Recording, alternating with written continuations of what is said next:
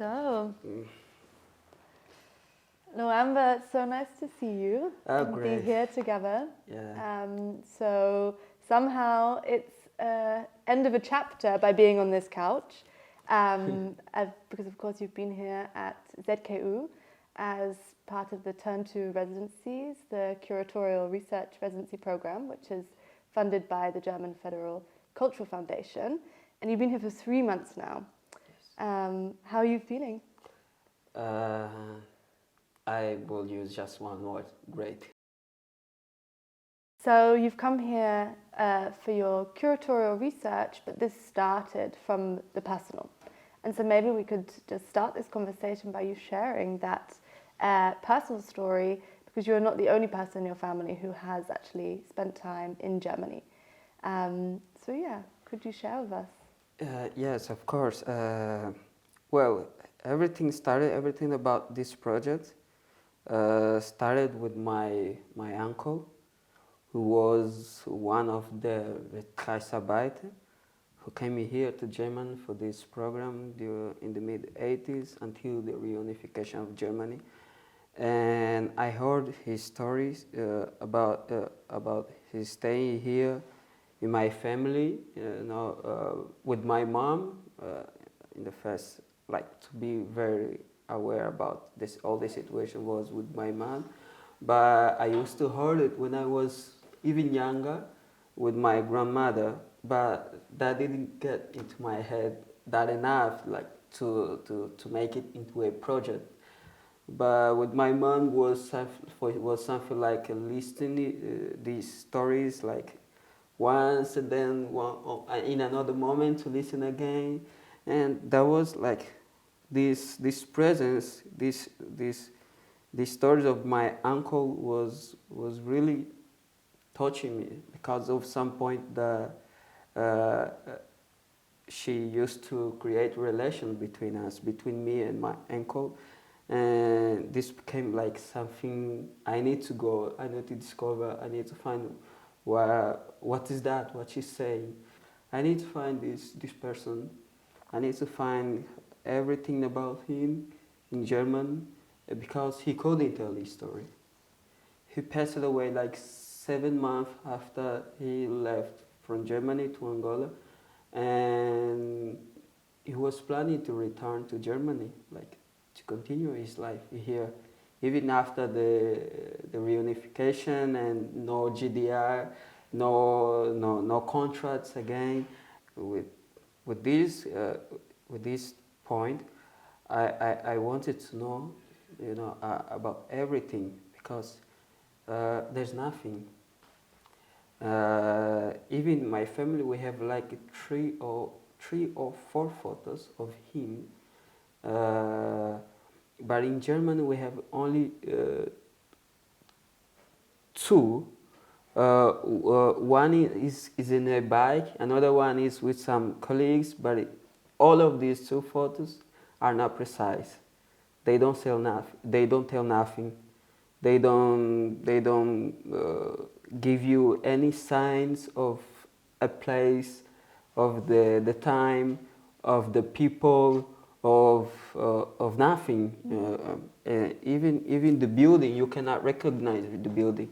It's in a bike, you cannot see the brand of the bike. So one of the outcomes that you actually produced for the open house, the ZKU open house, was a letter that you wrote to Cesar, and you wrote this because you couldn't find so much information about him specifically. And I wondered if maybe you could share just some small parts of it with us today. The letter title is Dear Cesar. As a title, I need to give a title. Dear Cesar, in what language would you like to receive this letter? For the time you have been away, I wonder if you had the opportunity to speak another language.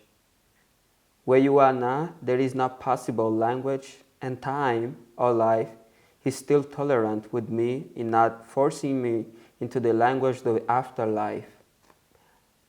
I wonder about this because it was with my grandmother, Luamba, who was your mother, that I was swayed over the language. At home, we always had the Portuguese language, but in the coziness of her role as grandmother, I always used to listen her songs in Quimbundo. And yet, she also told me that you had learned another language, the German. And now she also speaks the language of the afterlife. But I'll tell you about that later. Now, Cesar, there is a particular history that I need to decipher. And there is a word for it, Vertragsarbeiter. A masculine noun that translated into Portuguese is trabalhador de contrato. If there was not such foreign word in your personal history, then perhaps I would not have known you, as well as many other relatives whose history I have never heard. Your personal history I have heard, and it always starts with the story of your death.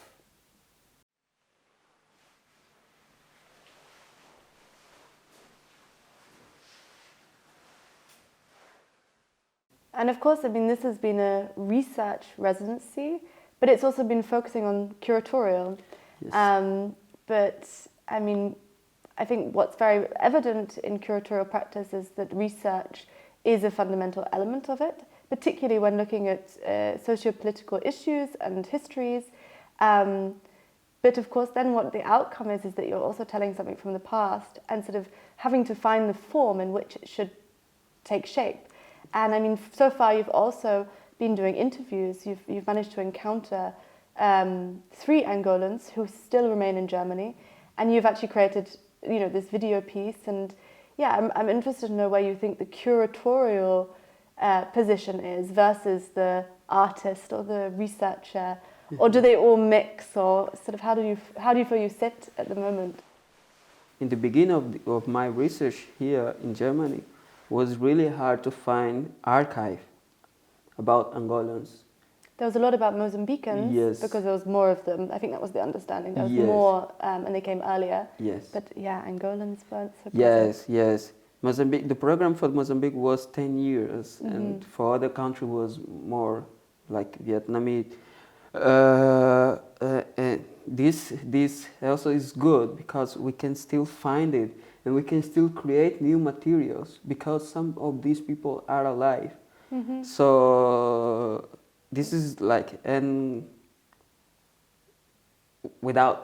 this is like an archive without an end or without an like strong outcome, strong presentation. Yeah. You know, I can have like different forms of presentations of these all archive, of these all points, facts, and recreation, fictionalization of the research.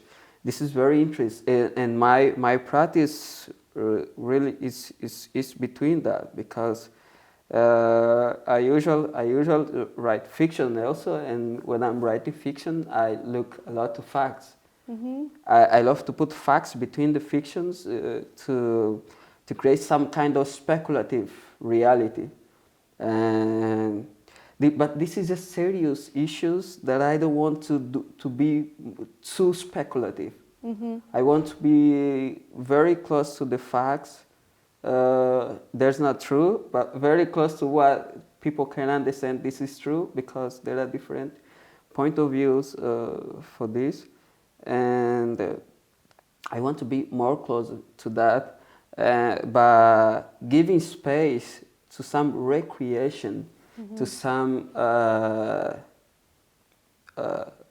how can I say, to some ways to see that in the future, because this is something for the future. Yeah. It's something that no one is talking about in Angola. So I think that, I'm talking about what the role of the curator is. I mean, what comes across there of also the need for it, the information, the topic, the situation that still continues of the way these Vertragsarbeiter were treated not just by the GDR but by the Angolans as actually using curation as a form of activism, as a political tool, as a tool to sort of counteract political acts. But also, like you say, you know, when there's gaps in the archive, you have to produce anew. So I think speculation and fiction are a great sort of fit. When the information is not there to find because it's been taken away for whatever reason, I think it's a great method. But maybe just to sort of tie it up, you could tell us about the overall title of the curatorial project, which is the serendipitous history, and maybe just pinpoint the most serendipitous moment that you've come across during your research.